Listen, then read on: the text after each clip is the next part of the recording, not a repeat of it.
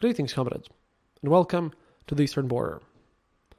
We have some interesting news for you today, but I'd like to start with a bit of an explanation about previous episode, and I guess one before that, the interviews, since this has happened to me for the first time ever when someone actively dislikes the guests that I'm having on for totally opposite reasons, and then they write angry comments and I lose Patreon support and all that whatnot. I just wanted to say that I'm not inviting anyone in out of malice, and something offends someone, and then I just not even notice that it might offend someone. Does that make sense? I'm an Eastern European journalist who's good at investigative journalism and stories. I'm not good at running media site, businessy things at all, and I have no clue what someone might find offensive. Well, sometimes if they are, like Mr. Stripes was, I openly warn about that, but I just get people in because I think it might be interesting for you to learn their perspectives, or that they're doing something interesting that's relevant to the war. I am not thinking about any Western European American political situation whatsoever. I just don't have the time for that, nor skills for that. And if anyone has found any guest sort of not to their liking on this show, then I do have to apologize. We're not doing this out of malice. It's just that we're not really, thinking even about some issues that some people might find offensive. It's just that I thought I should answer because, we haven't had this in a while when we get very polarized comments about our guests, and that goes for both Mr. Stripes and Mitzi Perdue, and I think they're both are very nice people, very different people, but hey, that's why I want to put all sorts of people on my show. Okay, that was awkward. I just hope you understood that I'm not trying to anger anyone here, just sheer confusion. But sheer confusion is something that got me to record this episode today, because I thought that due to how it's actually still snowing in Latvia, and it's still pretty cold down there in Donbass, and it's like slush and sludgy, and it's not a nice way to be fighting, I thought that nothing much is going to happen. Except, situation is so bizarre that apparently Prigozhin of Wagner Group has stated that the mercenaries have legally captured Bakhmut, which is that they've raised the flag over the next administration building. So nothing happens to the point where people just have to figure out how they've technically / legally captured something. Okay, we're to that point. But turns out, no, yesterday was actually very interesting, and because of an explosion. This is kind of a shout out to the Dugina explosion episode, because this seems to be from the same kind of situation perspective here, because an explosion happened in the evening of April the 2nd in St. Petersburg in a cafe called Street Food Bar Number 1. Well, it used to be called that way, but then Prigozhin bought it and turned it over for the cyber patriots, as he calls it. This bar belongs to Wagner Group founder, obviously, and a discussion club called Cyberfront Z meets in the cafe on weekends. Basically, this Cyberfront Z thing is, Prigozhin kind of wants to get young kids into committing cyber crimes against Ukraine and all that stuff. They're not very good people. It's a way of, enforcing the Z propaganda thing of all this war. And on April the 2nd, a war blogger, thankfully he doesn't really call himself war correspondent. Oh no, actually he kind of does, but sort of those guys who go out and spew nonsense and spew propaganda, who are paid by Wagner Group and who actually pick up guns and ignore every possible law or rule how actual war correspondents should act. Yeah, this guy, Vladian Tatarsky. A real name, by the way, Maxim Fomin. He was giving a talk. A poster for the event said that he would discuss, quote, what it's like to file stories from hotspots while under fire and also explain what it means to be a military correspondent. Yeah, well, sounds like something that I was telling students in Poland, but, oh boy. It's just that quite creepy how this weirdo who just himself picks up guns and shoots at things can call himself whatever. Anyway, this guy died. He was killed in an explosion. And again, at this point, we have no idea who. We just know, we just sort of know how, and the how itself is interesting. And if you remember my episode about Dugin, or we had Alex on the show, and Alexander is coming back very soon together with Mr. Heaton. Yeah, we're having them both. We're going to have a nice, interesting conversation about politics, more or less to talk about what modern day Russia, for example, considers socialism, but that's a different thing. Basically, Tatarsky, yeah, he exploded in one of those ways that is definitely going to go into the storybooks. Well, just to remind you who this guy is, if you remember in the early days of the war, when they kind of adopted and joined the Donetsk, Luhansk People's Republics, I posted about how this guy, posted by Wagner Group in this big celebration, yeah, he's the guy who stated the famous phrase that's going to be known to everyone who follows this war: "Oh, we will defeat everyone. We will kill everyone. We will rob everyone who we need to. Everything will be the way we like it." That's the guy. He said this in Kremlin, and well, he got notoriety about this on Twitter. And since then, he's been very active around on his own Telegram channel, and he's one of those super pro-war patriotic guys. Well, he used to be anyways. This guy is originally, by the way, from Makiyivka in the Donetsk region himself. He's not originally from Russia. He was, he fought for this self-proclaimed DNR as part of the Vostok battalion, as well for the LNR.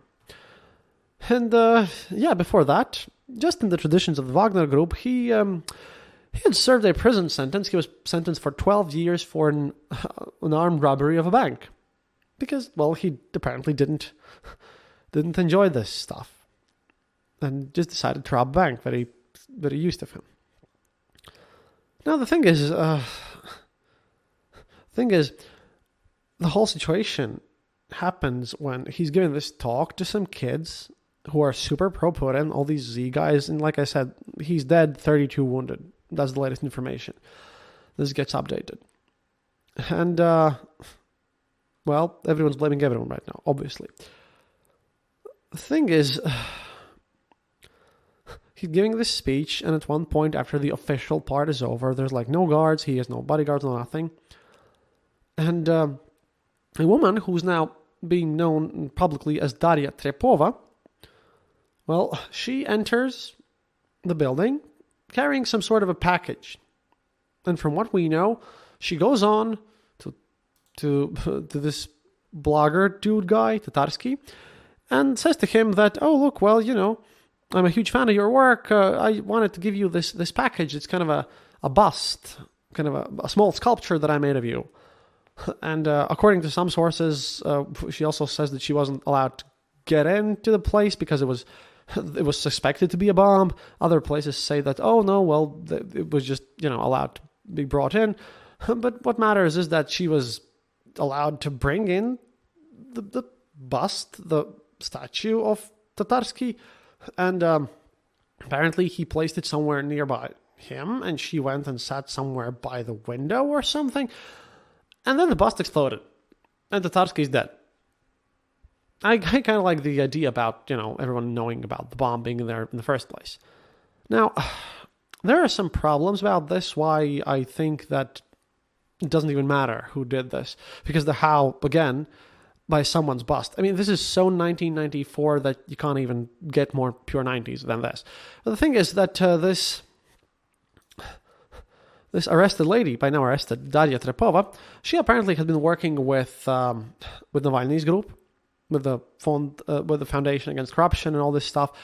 her husband lives in Georgia, and she was about to leave Russia, and she had told various different things to her friends, and it's all a huge mess, basically. And she just brought this thing in. She herself claims that she was just asked to deliver this package. She didn't know what was going in this stuff, and it's a mess. What really matters is that, every option that I could give you and every reasonable argument is exactly the same, to be honest. I kind of even want to know what the Western media is going to put up about this, because could this be some actual Ukrainian actor, either private or some special service or something from the Ukrainian side? Well, yes, of course, it could be, definitely.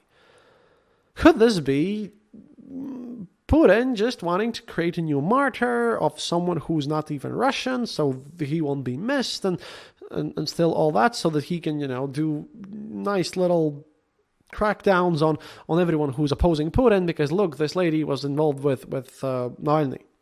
Also absolutely possible, 100%. Could this also be just that he managed to, this sort of war situation between their own war bloggers and the pro-Putin side? They have a massive competition on their own. Maybe he just argued with someone from the business, because the money is there. I mean, Kremlin pays really well. Like, Kremlin pays much better to these guys than they pay me. I mean, I get nowhere near the amounts of ridiculous money that these guys are getting. So maybe it's someone from that side. Also totally possible. Maybe it's just someone who was serving in the Wagner group whom he showed in a wrong light, or maybe, because of his reports, because they're stupid and they don't know what op security even is. They don't do time delays. Everything that these pro-Russian war correspondents, it's either faked, basically, or it gets blown up soon after. Maybe some ex-soldier got pissed off because of his unprofessional, totally out of nowhere actions. Some of his pals were killed. That's also totally possible. Maybe it's the CIA. Hey, I don't know. Although, why the hell would CIA blow up this very specific pro-Kremlin war blogger guy? No idea. Also, no idea why someone from the Ukrainian special services would try to blow this guy up. He wasn't that big. I mean, he was pretty big. He was on the Girkin and Pals order and stuff like that, but he wasn't the most important person. Then there's a theory that this was a warning to Girkin and Pals, because all these guys have come together and created some sort of a, angered or hurt patriots club, where they're going to be, joining forces to, just in case if there's any liberal reforms in Russia from the evil Westerners, to stomp them down and help win the war and do all the stuff that Putin cannot do. All this stuff. They want to be bigger patriots than Putin, and we all know how that ends up. Maybe this was kind of a warning shot for Girkin. I mean, say what you want, but he is an FSB officer. That's also possible. Either way, this is just, maybe it's just totally someone random. Also possible. No one knows. And in a way, it doesn't really matter that much, since one of the things that I've always said about this war and how this is going to end up for Russia is that it's just going to be like in the 90s. After the Chechen wars and after the Afghan war before that. You see, if you arm men, either mobilized or from prisons and whatever, and they get wounded and they learn how to kill people, and they don't see a future in their own country, and, they're not getting paid their compensations and all that whatnot, of course crime rate is going to increase. The new wave of the 90s, the criminal era where all these veterans who didn't know anything but how to kill people and who were fighting in pointless wars, yeah, of course, they joined en masse to various criminal organizations, because veteran services, they're just basically non-existent in Russia anyways. So no matter who did this or why this happened, I mean, this is just the first step in the long route to massive criminalization of everything. And I don't even think this is going to be the last one. It's just that the fact that it's by the bust, and this is an example that we can point towards too. And this is happening in more ways than one. For example, Prigozhin himself weirdly enough, stated that that we shouldn't look at the Ukrainian special operations and the Ukrainian government to be behind this. He thinks it's some sort of extremists doing it on their own, which is weird coming from Prigozhin. Then again, well, there are messages that some people actually thought it was Prigozhin himself, and, Wagner Group was quite stunned about that part. So, it's weird. At the same time, Prigozhin states that only about 20 out of 1,000 of his recruits that return do any sort of troubles or repeat crimes. Of course, that number he's just pulled out of his ass. And, he made this comment in relation to a person who had been sitting in prison for murder in Russia. Then he joined Wagner Group. Then he spent half a year in Ukraine fighting. He somehow survived. Then he went back to his village, and on the very next day, he committed another murder. And that kind of blew up. And these things are being shut down a bit. But hey, like I said, the criminalization of Russian society is at hand, and it's going to be just worse and worse as the time goes on, because not like they have any money or even the desire, even if they would have the money, to do any social programs for that matter. And to make things worse, just to pair this up with this whole situation there, is that out of all the bizarre things that I had seen while I was researching this episode, out of nowhere, like another big thing that plopped up was that apparently Russia and Russian science has also reached a whole new low, so to speak. No, this isn't as big as an explosion. However, this struck me as like even odder. And I know a lot of you guys are here because of the John Michael Gauthier podcasts, and you know that I like science, but it's just that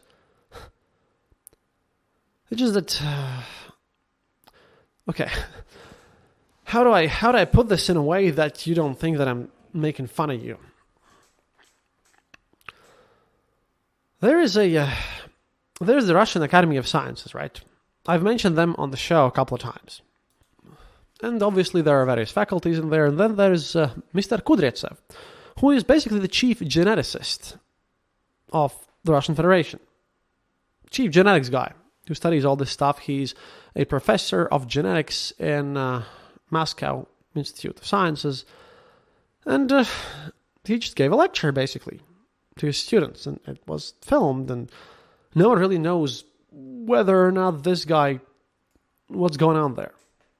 I mean, it's okay to be religious. I'm religious, but this was just a bit of a, and I quote here because today's a weird episode. I apologize for that, but well, he was giving a lecture about the whole mutations and genetics and all this stuff, and at one point he just pulls out a huge timeline of biblical events, of Old Testament stuff and whatnot, and starts talking about how, well, people used to live 900 years and now they don't, and how there are mutations and all this whatnot. And then he ends up with a genius line which states that, well, you can blame radiation and all this whatnot, but I believe all of our mutations that have caused us to live shorter periods of time is our inborn sin, all these perversions, the gay people and all this stuff. And I mean, I don't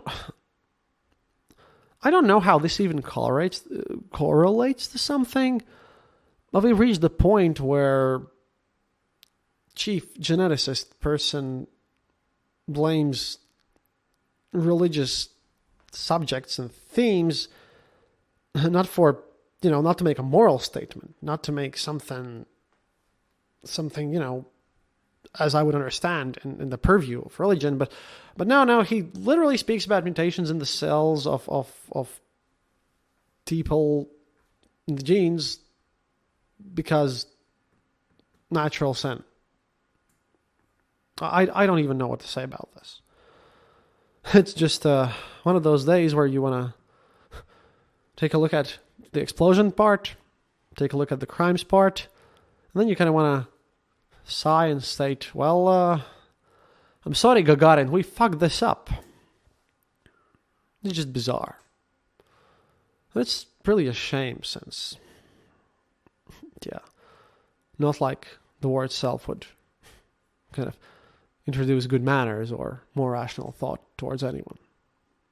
It just destroys, and the things that seem funny at the first sight, yeah, they get really depressive once you think about them. But yeah, those were the news for today.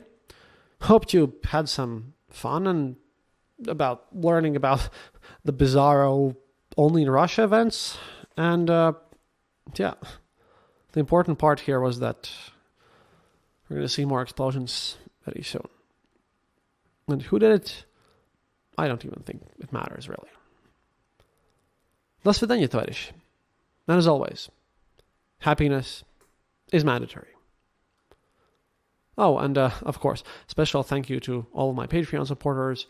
And if you want to become our patron, you can go to patreon.com/theeasternborder, or you can just go to theeasternborder.lv and click the donate button there for a one-time donation.